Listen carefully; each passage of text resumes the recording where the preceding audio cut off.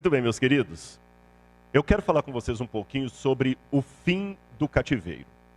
Choro ou celebração? Alegria ou tristeza? Eu quero que vocês abram comigo a Bíblia em Daniel capítulo 9. Daniel capítulo 9, versículos 1 em diante. Daniel capítulo 9, versículos 1 em diante.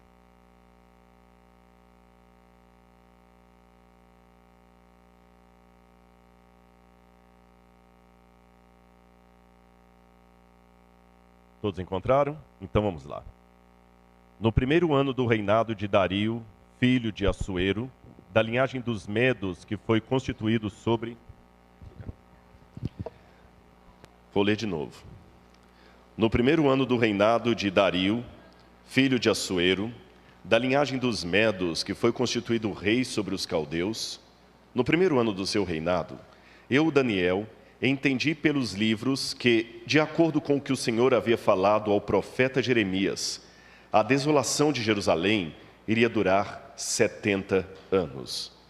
Voltei o rosto ao Senhor para o buscar com oração e súplicas, com jejum, vestido de pano de saco e sentado em cinza. Fique com a Bíblia aberta. Eu poderia falar várias coisas desse texto aqui. O livro Santificação de Ellen White tem um capítulo inteiro falando sobre a oração de Daniel. E algumas coisas que me chamam a atenção ali, em primeiro lugar, é como Daniel faz a sua confissão perante Deus. Irmãos, eu estou para gravar um vídeo, eu tenho um canal no YouTube, toda semana eu coloco um vídeo lá, e um vídeo que eu quero colocar no YouTube, estou pensando mais ou menos, título provisório, a única razão para você sair da igreja. Tem uma razão que você deve sair da igreja. A única e exclusiva razão para você sair da igreja é se você chegar a uma conclusão bíblica que doutrinariamente o que se ensina ali não é o que a Bíblia manda. Aí você deve sair. Mas fora a razão bíblica doutrinária, escândalos nunca foram motivo para você sair da igreja. Isso aqui vale para adventista, para qualquer igreja. Se você está saindo da Assembleia de Deus porque um pastor lá roubou, porque um presidente lá, um cooperador, você não está correto. Você não está na igreja por causa do pastor. Se você está saindo da congregação cristã no Brasil porque você descobriu que os anciãos lá estão usando, sei lá, alguma conta errada aí que não deveriam, não, isso não é motivo. Se você está saindo da igreja católica porque teve problema de pedofilia, isso não é motivo. Porque biblicamente, quando eu leio a Bíblia, eu estou estudando muito essa questão da apostasia de Israel, eu vejo tanta coisa errada, horrível que os judeus faziam. Você tinha rei mandando queimar o filho dele a Moloch, que é coisa pior do que isso. Eu acho que por pior que seja a situação de uma igreja, eu nunca vi, seja da adventista, da católica ou da presbiteriana, um pastor que queimou o filho dele num altar pagão na frente da igreja. E em Israel você via reis fazendo isso. E nenhum profeta mandou o povo sair do meio de Israel. O cristianismo só saiu do judaísmo quando doutrinariamente tornou-se insustentável permanecer no judaísmo, porque a essência da mensagem do Novo Testamento é reconhecer Jesus como Messias. Como eles não reconheciam Jesus como Messias, essencialmente não dava mais para ficar ali. Ficou claro isso para os irmãos? Mas o cristianismo não saiu do judaísmo por causa das coisas erradas que havia no judaísmo. E aqui eu pego Daniel como exemplo. Israel falhou, Judá falhou. E eu faço uma pergunta retórica para vocês.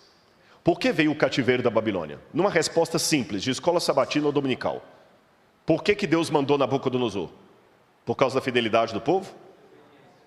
Por causa da desobediência. Perfeito. Daniel estava desobediente? Daniel estava idólatra? Daniel estava infiel? Mas ele foi para o cativeiro. A primeira pergunta que eu faço ao ler o livro de Daniel é: eu estou disposto a permanecer junto ao povo de Deus, mesmo que eu sofra as consequências do pecado do povo de Deus, dos quais eu não participo? Ou eu sou santo demais para fazer parte do povo de Deus? Ao que me consta, irmãos, não estou aqui querendo defender nenhum erro das igrejas, Mas, segundo a parábola de Jesus, o trigo e o joio deveriam crescer separados até a volta de Jesus. Ah, não é separados? É juntos? Ah, então eu vou pedir um favor, avisem isso para alguns aí que não vêm mais para a igreja, que não suportam os erros da igreja. Eles são trigo, e não vêm para a igreja porque eles não querem crescer junto com o joio. Eles acham que Jesus se equivocou na parábola dele. Porque Jesus falou que até a vindima, o joio e o trigo têm que crescer juntos. Mas eles acham que Jesus se equivocou. Vamos atualizar Jesus. Jesus não sabia. Jesus não tinha a luz maior. O trigo tem que crescer separado. Não. Segunda coisa que eu aprendo da parábola do trigo e o joio. Nós não sabemos quem é quem. Terceira coisa que eu aprendo agora pegando de Daniel. Eu sou do povo de Deus e sofrerei as consequências com o povo de Deus, mesmo que não esteja participando dos pecados do povo de Deus. Quarta coisa que eu aprendo com Daniel. Quando ele vai orar pelo povo de Deus, você depois lê com calma esse capítulo 9 em sua casa, você vai ver que Daniel, ele não fala assim, Senhor, perdoa os pecados de Judá. Ele fala, nós temos pecado contra ti. Cabe ao Senhor a glória e a nós o corar de vergonha. Ele não ficou na internet denunciando todo mundo como se ele fosse a perfeição máxima. Ele se identificou, estou citando o livro Santificação, ele se identificou com o Israel pecador. Então eu repito para ficar bastante latente na sua cabeça. A única e exclusiva razão bíblica para você sair da sua igreja é se você descobrir doutrinariamente que aquilo que você está aprendendo lá não é o que a Bíblia diz, você não concorda com aquilo, aí eu te dou uma sugestão, realmente saia. Saia. Se você é um presbiteriano que não concorda com o calvinismo, nem com a questão da predestinação, então o seu lugar não é na presbiteriana. Se você é um presbiteriano cessacionista, mas que chegou à conclusão que tem que falar línguas e ter o batismo com o Espírito Santo, então seu lugar é na Assembleia, não é na presbiteriana. Se você é um protestante, metodista, mas você descobriu biblicamente que Maria está intercedendo entre nós e Deus e você tem que fazer oração para Maria, então seu lugar não é na metodista, vá para a católica. Agora, sair da igreja porque tem escândalo ali, não. Fica onde você está. Você não deve estar na igreja por causa do padre, por causa do pastor, por causa do líder espiritual, é por causa da sua convicção doutrinária. Aí eu amo o pastor Gilson pregando, eu digo que o pastor Gilson é transferido, ou a fé dele vai embora junto. Aí vem um outro que não prega igual o pastor Gilson e danou. Vocês entenderam? Tem gente que fala comigo assim, não é justo o que está acontecendo comigo. Com todo respeito à sua dor, mas levando em consideração alguém que também é doutor em dor, entendeu o que eu quis dizer? Deixa eu falar com você uma coisa. Não é justo. Jesus era muito mais perfeito do que você.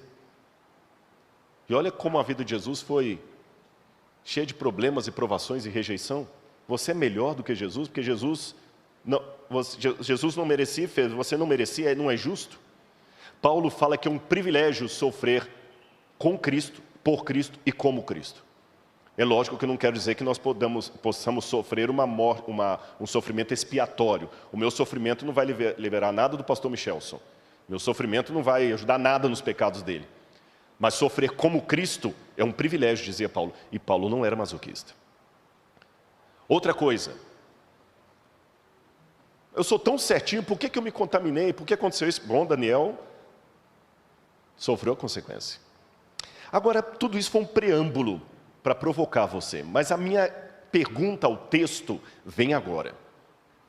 Daniel disse que ele havia estudado o livro de Jeremias e havia chegado à conclusão, imagina até Daniel fazendo as suas pesquisas ali em Jeremias, e fazendo os cálculos proféticos que o cativeiro duraria 70 anos, Daniel pensou, bom, 70 anos, então significa que eu já estou aqui desde 605 é a data que nós damos, tá? Estou fazendo uma analogia aí. O cativeiro está acabando. Eu pergunto à igreja, se você fosse Daniel, depois de estar 70 anos na Babilônia, louco para voltar para casa, louco para ter o templo reconstruído, louco para ver Jerusalém de pé novamente, e você agora conclui pela profecia que o cativeiro está chegando ao fim, qual deveria ser o seu sentimento? Alegria, entusiasmo, vou para casa. Só que, paradoxalmente falando, Daniel se assentou em pano de saco e cinza. O povo do Oriente Médio, Daniel era um judeu do Oriente Médio, eles sentem tudo com muita paixão. Por exemplo, é muito comum na Jordânia, no Egito, em Israel, se você tirar as 4 rodas do carro, o sujeito ainda consegue dirigir. Se você arrancar o motor do carro, ele consegue dirigir, mas se você der um carro sem buzina, ele não sabe o que fazer. Eles buzinam para todo lado. Eu tenho um mau hábito que quando eu estou dirigindo lá, você buzina, você começa a entrar na onda também. Aí quando chega no Brasil, eu já quero no primeiro buzina, porque se você demora 2 segundos a mais do semáforo, eles já buzinam. Um dia eu perguntei para um motorista jordaniano, um Uber, que eu peguei lá, por que vocês buzinam tanto aqui? Ele falou, porque o pessoal está alegre. Você vai à cidade velha de Jerusalém e vê 2 judeus conversando, 2 árabes ou 2 palestinos, eles gesticulam. Então ele sente tudo com muita força. Quando ele está feliz, está diante do Kotel lá, que é o muro ocidental, o chamado Muro das Lamentações, o Shabat está chegando, eles pegam um ao outro e começam a dançar. Davi Melech Israel, Hai Hai Vel Hayam, Davi Melech Israel. Eles vão cantando, eles recebem um Shabat com alegria. Mas quando ele está triste também, todo mundo sabe. Um luto, por exemplo. Quando morre alguém numa família judaica tradicional, a primeira coisa que ele faz é a camisa que ele tem que pegar um bolso, se tinha um bolso como esse, ele rasga o bolso. Se não tem bolso, ele faz um rasgo na camisa e fica a semana inteira com a mesma camisa rasgada. Não escova dente, não toma banho, não lava o rosto. Cobre as mobílias da casa, senta no chão, come sentado no chão. Todo mundo tem que saber que ele está triste. Mulheres felizes. Já viram algumas mulheres beduínas falando assim, lá, lá, lá, lá, lá, lá, lá, lá, lá. Então é com esse espírito que eu estou trazendo para vocês que Daniel sentou-se em pano de saco, porque, pelo menos até pouco tempo, o luto para nós era vestir de preto. Para eles é vestir de pano de saco, sentar em cinza, pegar a cinza e começar a jogar na cabeça. Era a maneira de falar assim, eu estou triste, eu estou de luto, eu estou chateado.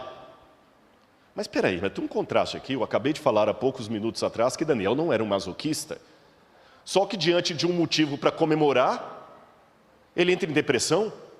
Por quê? Para entender isso, eu quero convidar os irmãos a fazer um exercício de contexto. Uma das coisas que eu tenho procurado fazer com a arqueologia, eu mencionei isso rapidamente aqui na igreja hoje de manhã, é colocar a Bíblia dentro de um contexto. É a minha contribuição teológica para a igreja. Eu percebi, principalmente nos nossos estudos bíblicos, não é nenhuma crítica, é apenas uma observação de alguém de dentro. Nós, às vezes, oferecemos as coisas muito estanques. Vamos ensinar Daniel capítulo 2. Aí você fala, a estátua, a cabeça de ouro, Babilônia, 606. Ou 605, que é a data mais correta.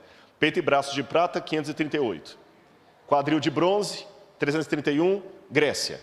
Pernas em ferro, 167, Roma. Pés em ferro misturado com barro, 476, Roma dividida. Ponto.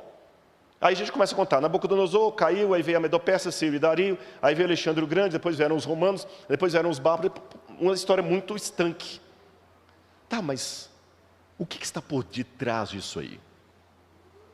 Você sabe que quando você percebe a origem dos nomes, eu falei hoje da Bárbara de manhã aqui, não dá todo um enriquecimento maior? Então é isso que eu quero fazer com a arqueologia. Eu começo a fazer perguntas. Por que 70 anos? De onde veio essa profecia? Abram a Bíblia comigo em Jeremias, capítulo 25, versículo 1 e 2. Jeremias, capítulo 25. 11 e 12, perdão, obrigado. Jeremias 25, capítulo 25, versículos 11 e 12.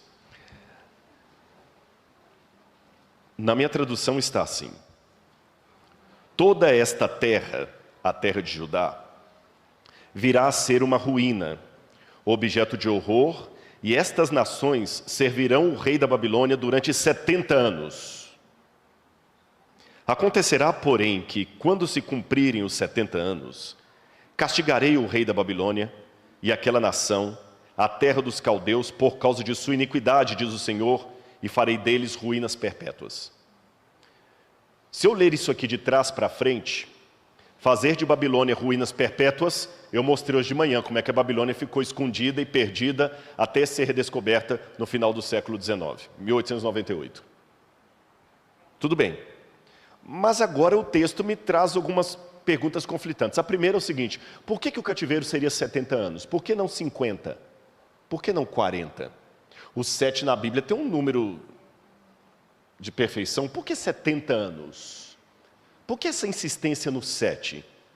As 70 semanas, 70 vezes 7, os septenários do Apocalipse, por que 70 anos? Será que a arqueologia me dá uma luz sobre isso? Outra pergunta, essa de cunho ético. Deus parece muito injusto aqui. Raciocine comigo. Ele vai trazer a Babilônia para castigar o povo de Israel que está impenitente. Depois ele vai castigar a Babilônia porque cumpriu o que ele falou. Entenderam a pergunta? Eu vou trazer alguém para dar uma coça em você, Bruno, né? Eu vou trazer alguém, Bruno, para dar uma coça em você para você aprender. E depois que ele der uma coça em você, eu vou lá e vou bater nele. Porque ele bateu em você, mas ele fez o que eu mandei. Seria muito injusto da parte de Deus bater na Babilônia, porque a Babilônia simplesmente fez o que ele mandou. Tem que ter alguma coisa a mais nisso aqui do que simplesmente falar, foi 70 anos, e aí? Vamos ler Esdras, capítulo 1, versículo 1.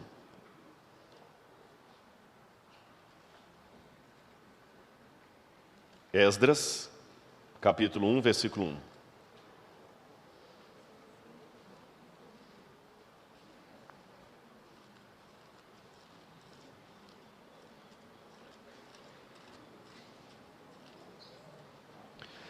No primeiro ano do reinado de Ciro, rei da Pérsia, para que se cumprisse a palavra do Senhor por boca de Jeremias, o Senhor despertou o espírito de Ciro, rei da Pérsia, que ordenou que se proclamasse em todo o seu reino e que se pusesse por escrito o seguinte. Aí vem Ciro e dá o decreto para o povo sair. Bom, Daniel estudou isso aqui. Eu tenho um problema aqui com Daniel, sabem qual é? Quem é bom de matemática aí? Faça como eu, uso o celular. Então me ajuda aí. Daniel foi para a Babilônia em 605 a.C. Lembrando que a.C. os anos são de trás para frente. Tá bom? Os persas tomaram a Babilônia em 538. Então quanto que dá 605 menos 538? 67 anos. Se eu colocar 539, que alguns preferem, dá 66. Não é isso? Mas o cativeiro devia durar 70 anos. Tem um livro muito bom de Eugene Merrill, que ele data os 70 anos entre 605 e 539. Eu falei 538, 9, né? Esse livro é fantástico, mas essa nota aqui eu não gostei. O livro é bom, recomendo, mas essa nota eu não gostei. Olha a nota dele. Este é, obviamente, um número redondo, já que o cativeiro foi de apenas 66 anos. Mas o número é próximo o suficiente para Daniel usá-lo. A referência a 70 anos em Zacarias 1:12 e 7:5 se aplica ao período diferente, aquele entre a destruição do templo e a sua reconstrução. Realmente, em Zacarias, os 70 anos que fala ali não é o mesmo do cativeiro. Mas, de novo, repete os 70 anos. Mas será que as profecias de Deus são arredondamentos? Quase lá? Não, não gostei. Então, como é que a gente explica isso? Já leu o texto de Esdras? Eu tenho duas maneiras de entender isso aqui. Eu posso pegar que o cativeiro começou em 605, mas estender os 70 anos até 535. Por que 535? Porque em 539 ou 538, os persas tomaram a Babilônia. Porém, só 2 anos depois é que Ciro assumiu o controle da cidade. Ele deixou Góbrias no lugar deles. Alguns pensam que o Góbrias, que ficou cuidando da Babilônia, seria o Dario mencionado no livro de Daniel. Vocês entenderam? Então eu já tenho 2 anos a mais que os judeus ainda ficaram na Babilônia, mesmo depois que os persas dominaram a cidade. Em outras palavras, os persas não dominaram a cidade numa terça-feira e os judeus foram libertos na quarta. Eu tenho que estender mais 2 anos ali. E além desses 2 anos, o tempo que o decreto saiu, eu tenho que jogar um pouquinho mais, então os 70 anos são de fato quando o povo sai da Babilônia, e não necessariamente quando ela caiu nas mãos dos persas. É uma possibilidade. Eu vejo uma outra possibilidade igual. Então eu trabalho com as duas. O final do cativeiro foi mesmo em 539, só que o início dele foi em 609. Por que 609? Porque se você atentar bem para o modo como Jeremias descreve os 70 anos, dá a entender que os 70 anos já tinham começado na época de Jeremias. E Daniel não tinha nem ido para a Babilônia ainda. E o que aconteceu em 609? 609 é justamente quando Nabopolassar, o pai de Nabucodonosor, consegue a hegemonia. Em 612 eles destroem a Nínive, a capital da Síria. 609 ele consegue a hegemonia. Então a hegemonia mesmo da Babilônia vai de 609 até 539, que dá 70 anos. São possibilidades. Qual das duas é? Não sei, trabalho com as duas. Se for uma terceira, no céu Jesus me explica. Mas o mais importante não é isso, irmãos. Até tem uns problemas ali no texto hebraico com 70 anos, eu não vou discuti-los hoje, não, vou deixar 70 anos para facilitar a vida de todo mundo. Mas a minha pergunta ainda vai aqui. Por que 70 anos? Aqui uma coisa começa a me chamar a atenção. Jeremias 29, verso 10. Jeremias, capítulo 29, verso 10.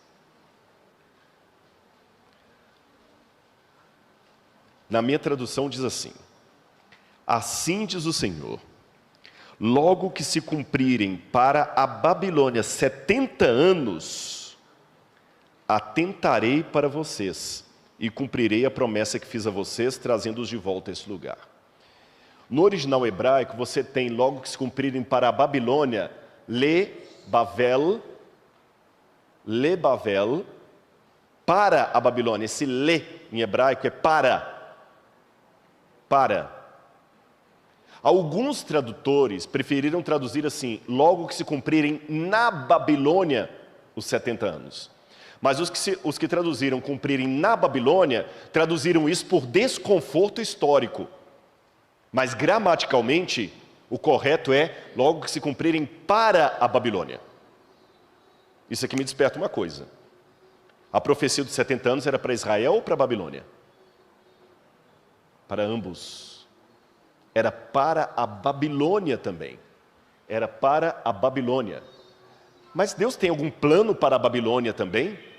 Irmãos, os que estavam aqui de manhã viram que no início do sermão, eu adverti a igreja quanto ao problema de achar que o que nós cremos é apenas mais um, e por outro lado, a soberba teológica, doutrinária. Lembram disso? Olha como o livro de Daniel e a própria Bíblia mostram o povo de Deus fora do povo de Deus. Olha esse texto de Amós, capítulo 9, versículo 7. Filhos de Israel, não é verdade que vocês são para mim como os filhos dos etíopes, diz o Senhor?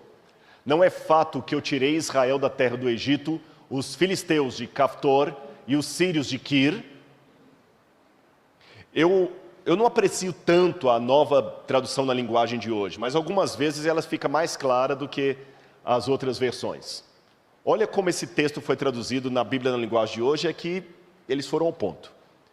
O Senhor Deus diz: povo de Israel, eu amo o povo da Etiópia tanto quanto amo vocês. Assim como eu trouxe vocês do Egito, eu também trouxe os filisteus da ilha de Creta, Creta é Caftor, e os arameus, os sírios, da terra de Quir. Você já parou, você que fez o seu ano bíblico todo, você parou para prestar atenção no que esse texto está dizendo? A gente só prega do Êxodo e fala da festa da Páscoa relacionada ao modo como Deus, com mão poderosa, tirou o povo escolhido do Egito.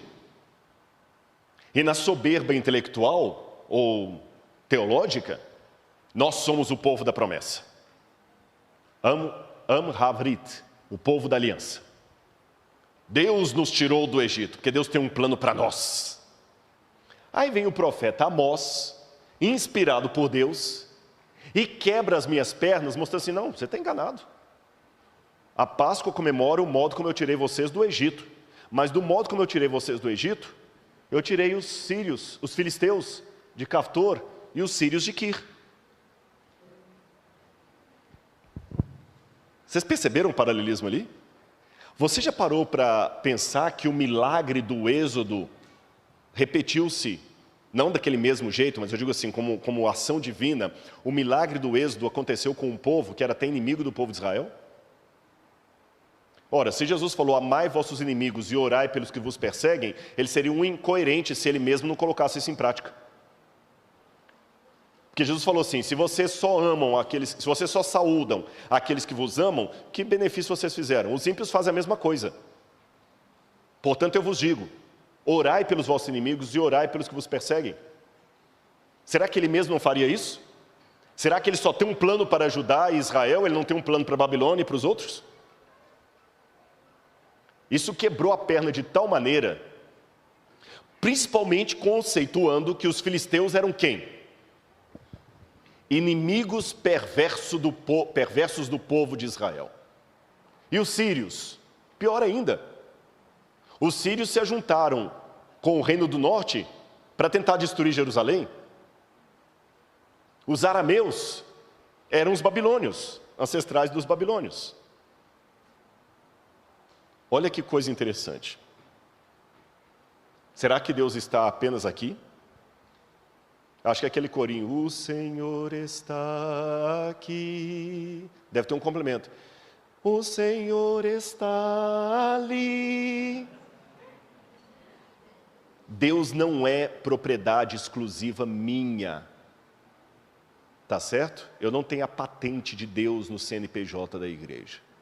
Isto não significa relativizar o povo da promessa, isso não significa relativizar o povo do concerto, mas significa reconhecer através da Bíblia, através do livro de Daniel, que Deus tem povo fora do povo. Não podemos esquecer disso. Com isso em mente, o que eu entendo? Os 70 anos era uma profecia também para os babilônios. E me chama a atenção, irmãos, que esse número 70, eu não vou dissertar sobre eles aqui hoje, porque eu gastaria muito tempo. E o pastor já me advertiu, se passar de 1 hora é pecado contra o Espírito Santo. Aí eu já cantei assim, descontando o tempo.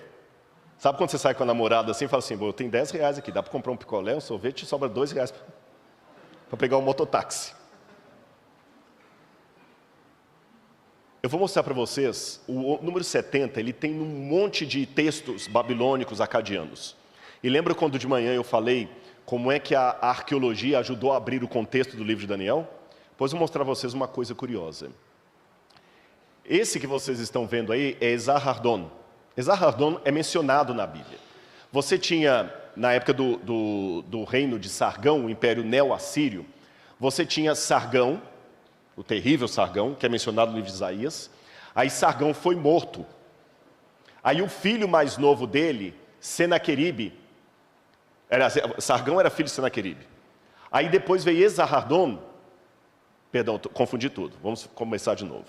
Você tinha Sargão, você tinha Senaqueribe, aí você tem Esarhaddon. E depois você tem Assurbanipal. Entenderam a lógica? Sargão, Senaqueribe, Esarhaddon e depois Assurbanipal.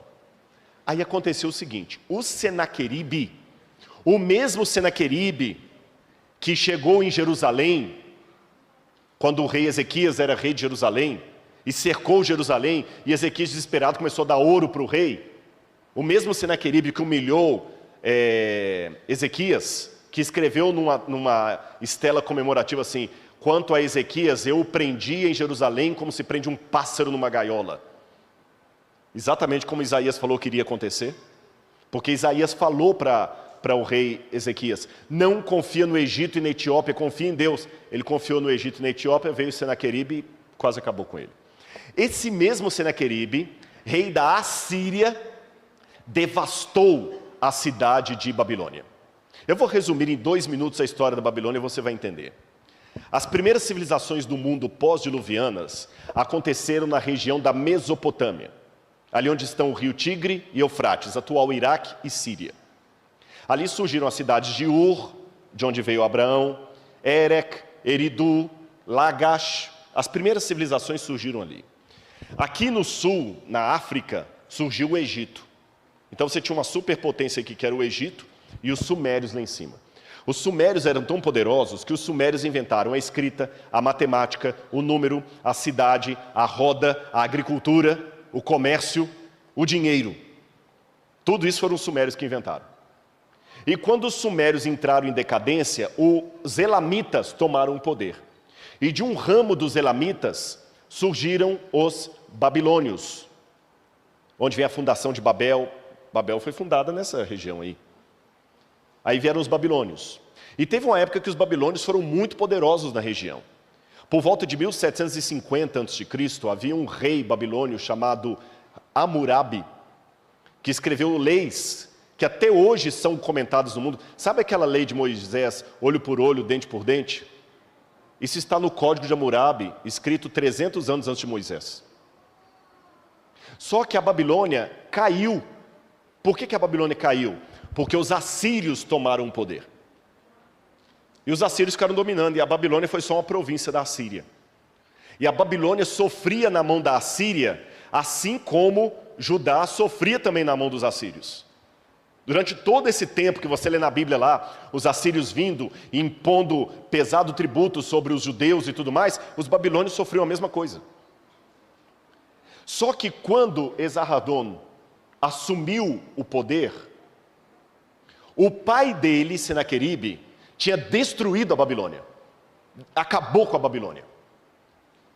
Aí quando ele assumiu o poder, isso em 681 a.C., ele resolveu reconstruir a Babilônia.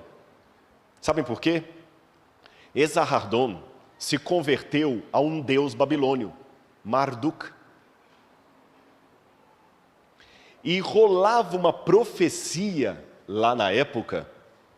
Lembra que eu falei de colocar a Bíblia no contexto? Estou colocando no contexto. Hoje eu brinquei aqui com o aniversário do pastor, né? Por que eu estou falando 62? Tinha um contexto aquilo ali. Quando você entende o contexto, faz sentido. Você está rindo, né, Miriam? Qual que é o contexto? Raciocina comigo. Havia uma profecia que a Babilônia ficaria desolada por 70 anos. Quando Senaqueribe destruiu a Babilônia, profetas da época diziam: Babilônia não cumpriu o tratado com Marduk, então ela será destruída, por isso ele a destruiu, e ficará destruída por 70 anos sem ser reconstruída. Querem ver o original dessa profecia? Sim ou não? Vou mostrar para vocês. Olha essa pedra aqui, ó. Eu vou mostrar, 680 a.C. Deixa eu ver aqui. Aqui, ó. Está em pedaços. Essa profecia está repetida em 3 tabletes cuneiformes, 3 inscrições cuneiformes. Esse prisma aqui é um deles. E uma parte do prisma diz assim, olha: 70 anos como período da sua desolação, de Babilônia. Ele, Marduk, escreveu no livro do destino. Mas, aqui quem está falando já é Esarhadon. Diz que toda a verdade vem depois do mas. Só para eu ficar bem claro, eu sou professor e eu gosto de ter didática. Tá redondo o que eu estou falando para vocês? Tá didático? Tá dando para entender? Senaqueribe fez o quê? Destruiu Babilônia. Senaqueribe era rei de onde? Da Síria. E junto com a destruição de Babilônia havia uma profecia que Babilônia ficaria desolada por quanto tempo? 70 anos. Aí depois que Senaqueribe passou, Esarhadon assumiu o poder. E ele se converteu ao deus Marduk. E a primeira coisa que Esarhadon fez foi reconstruir a Babilônia. Aí o Esarhaddon mandou fazer uma atualização da profecia. Atualizar a profecia. E como é que ele atualizou a profecia? 70 anos como período de sua desolação, ele, Marduk, escreveu no livro do destino. Mas o misericordioso Marduk, num momento em que seu coração estava em paz, virou o livro de cabeça para baixo, e o 11º ano foi ordenado a sua restauração. Eu fiquei com um pouco de dificuldade de entender isso, porque os números são diferentes, mas eu encontrei recentemente com o pastor Gustavo Assis, que foi meu aluno, negócio fazendo doutorado justamente em língua cuneiforme e tudo mais, e falou assim, não, faz um sentido sim. Eu falei, pode ser, eu ainda quero pesquisar um pouquinho isso mais. Mas para explicar fácil para os irmãos entenderem, é o seguinte, vocês sabem que o 9, se eu virar de cabeça para baixo, ele vira o quê? 6. Os números acadianos, o número 1 é como se fosse um preguinho assim. Imaginou um preguinho aqui? É o número 1. Aí vai 1, aí 2 preguinhos 2, 3 preguinhos 3. Vocês entenderam? É assim. Quando você vai fazer o 10, aí você faz só colchete, como é que chama esse sinal assim? Maior ou menor. Sabe o sinal da matemática, maior ou menor? O 10 é assim que você faz. Agora, então o 11 seria o 10, mais 1, o 12, vocês entenderam? Só que o interessante é que o número 60, para eles, é o mesmo símbolo do número 1. É o mesmo símbolo do número 1. O 61 é o mesmo número. Quando eles querem fazer 70, então eles colocam um preguinho e o número 10. Vira 70. Então, se eu virar 70 de cabeça para baixo, vira 11. Porque aí o 10 vai ficar antes. Vai ficar 10 mais 1. Se você não entendeu, compreenda assim. 9 de cabeça para baixo, vira 6. Então, Marduk, segundo Esarhaddon, deu uma mexida na profecia. Fez os 70 virar 11, de modo que Babilônia pôde ser reconstruída antes do tempo. Ficou claro isso? Agora, o que eu estou contando para vocês, talvez como uma novidade, para o judeu da época de Jeremias, Daniel e Ezequiel, era uma coisa que estava no jornal. Todo mundo estava assistindo isso na Jovem Pan, na CNN. Se Jesus não voltasse daqui a 2000 anos, a gente tem que entender, porque está todo mundo de máscara. Mas quem vive hoje não precisa entender. Está no jornal, todo mundo sabe, tem uma criança. Então, se você tivesse naquela época, o que eu estou contando aqui como uma novidade, seria o assunto do salão, quando você estava cortando o cabelo. Agora imagina, pastor Gilson, 2 judeus em Jerusalém, sendo ameaçada pela Babilônia, e pela Assíria antes da Babilônia, pela Assíria antes, conversando. Pois é, rapaz, você ficou sabendo? Babilônia diz que está linda. Está maravilhosa a Babilônia, diz que tem cada rua lá, meu primo foi para lá semana passada, cidade bonita, prédios bonitos, Babilônia está linda. Onde é que eles estão arrumando dinheiro para isso? Ah, você esqueceu? Há uns 30 anos atrás, meu irmão, Esarhaddon mandou construir a Babilônia de novo. Puxa vida, e a gente aqui pagando imposto para a Assíria. Porque lembra que Israel ficava obrigado a pagar imposto para a Síria? Para a Síria? Imagina então o problema, você está lá no cabelo, no salão, e a gente está conversando. Poxa vida, mas isso aqui não é justo, né? Eu trabalho tanto tempo do ano para pagar imposto para a Síria, que não faz nem o bueiro aqui, e com o dinheiro do meu imposto, os assírios reconstruíram a Babilônia. Isso não é justo.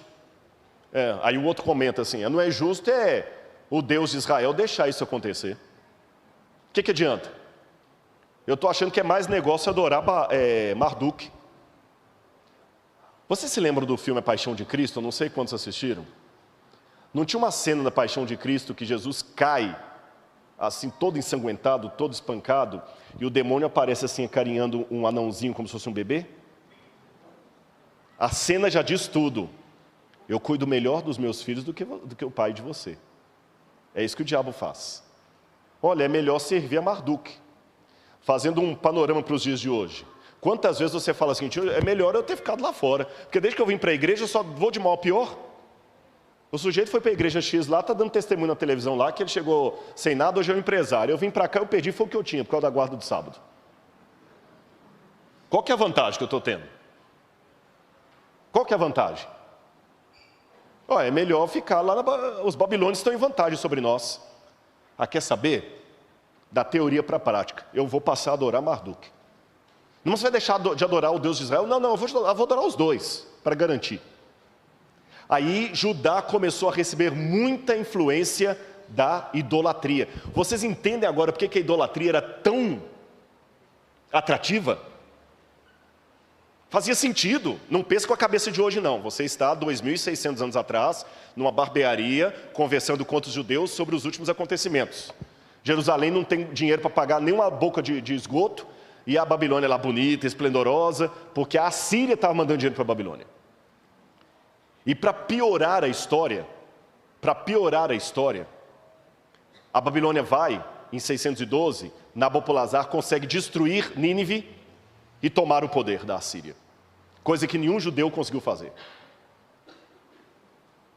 Aí, quando Jeremias vai fazer a profecia dele, o país estava dividido entre 3 grupos. É igual hoje, o Brasil está dividido, está polarizado. Qualquer coisa que você fala, você ganha tapa de um lado ou de outro. Se você falou que tomou a vacina, você toma tapa de um grupo. Se falar que não tomou a vacina, toma tapa de outro grupo. Se você espirrar, você toma tapa de outro grupo. Estava a mesma coisa lá. Alguns eram do partido pró-Babilônia. Eles achavam que a Babilônia era oportunidade, que tinha que fazer aliança com a Babilônia. Outro era do partido do Egito, porque o Egito era inimigo da Babilônia. O Egito era inimigo da Babilônia. Outro grupo era do partido da Assíria. Aí vem Jeremias e fala o seguinte: não devemos resistir aos babilônios. Vendido. Está vendido para a Babilônia. Aí chegava esse aqui e falava assim: não confie no Egito. Vendido. Foi nesse contexto que o povo estava querendo tanto se aproximar da Babilônia, que Deus falou o seguinte: olha, eu dei 70 anos... Babilônia está achando que é Marduk. Foi eu que dei 70 anos de misericórdia para eles poderem se arrepender dos pecados deles. Lembram lá no livro do Gênesis, quando Deus falou com Abraão assim: seus filhos vão voltar para cá só depois da tal geração, porque ainda não subiu até mim a medida dos amorreus? Agora, já que vocês querem tanto a Babilônia, vou pegar os 70 anos, que era uma oportunidade para a Babilônia se arrepender, e vou dar para vocês. Peguem a Babilônia, mas peguem o pacote também. Os 70 anos da Babilônia vão ser seus também. Só que como eram 70 anos para a Babilônia se arrepender, são 70 anos para vocês também sofrerem nas mãos deles para se arrependerem. E é por isso que Deus falou assim: depois dos 70 anos, eu vou castigar a Babilônia. Por quê? Na onisciência, Deus já sabia que os babilônios não iriam se arrepender. Então Deus não castigou a Babilônia por causa do que a Babilônia fez com Israel. Deus castigou a Babilônia por causa do não arrependimento dos babilônios. Entenderam a questão? Aqui estão as outras 2 pedras que contam a reconstrução da Babilônia por ele. Irmãos, Daniel, chegando ao final, ele estava triste por quê?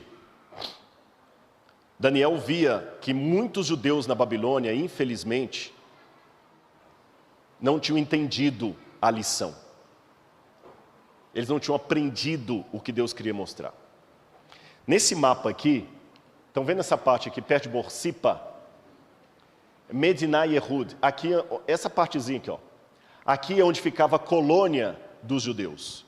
E há poucos anos atrás agora, foi trazida a público uma coleção de documentos cuneiformes, esses aí, olha, recibos, cartas, contratos, encontrados naquela região que eu mostrei para vocês. E sabe o que eles me revelam?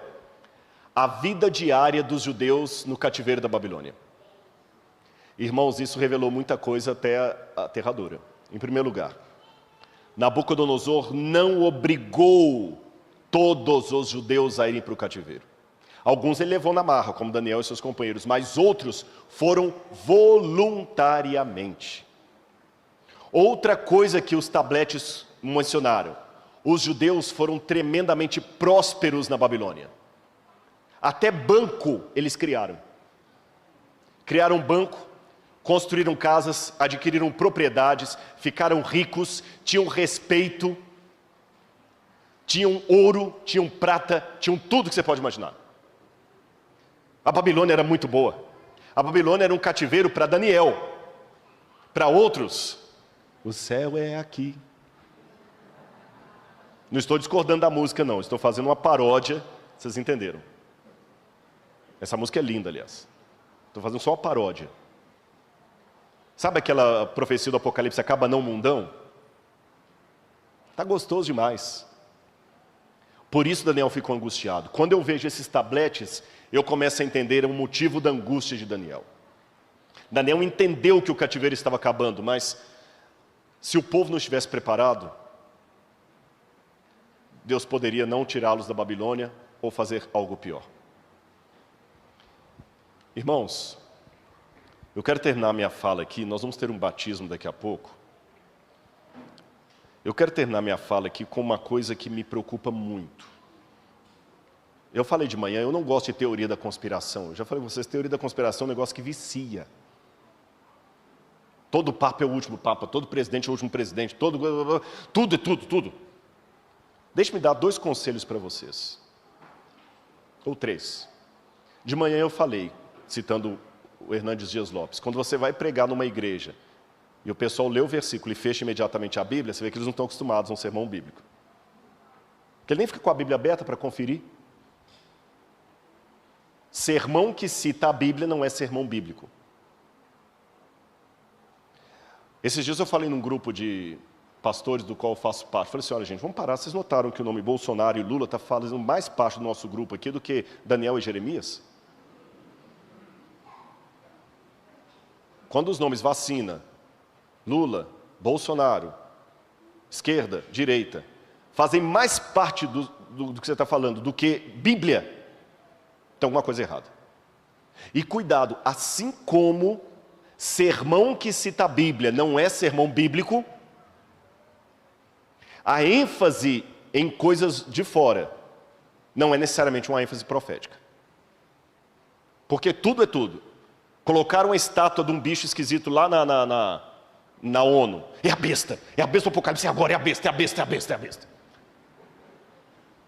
Coloca um revolvinho para medir a temperatura. É o sinal da besta.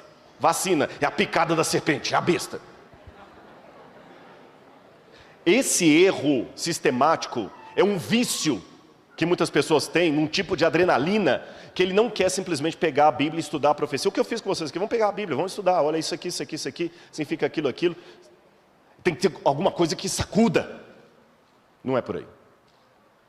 Então, sem nenhum exagero, eu digo para os irmãos assim, eu não terei tempo para discordar a razão da afirmação que eu vou fazer agora.